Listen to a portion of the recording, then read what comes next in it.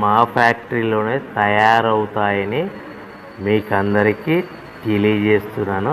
ఎవరైతే paper plate సంబంధించిన కొత్త మిషన్లు మా దగ్గర కొంటారో వారికి మాత్రమే రా మెటీరియల్ సదుపాయం కలదని మీకు అందరికీ తెలియజేస్తున్నాను. మా దగ్గర 2 రకాల బఫే ప్లేట్ రా మెటీరియల్ షీట్లు అందుబాటులో కలవు.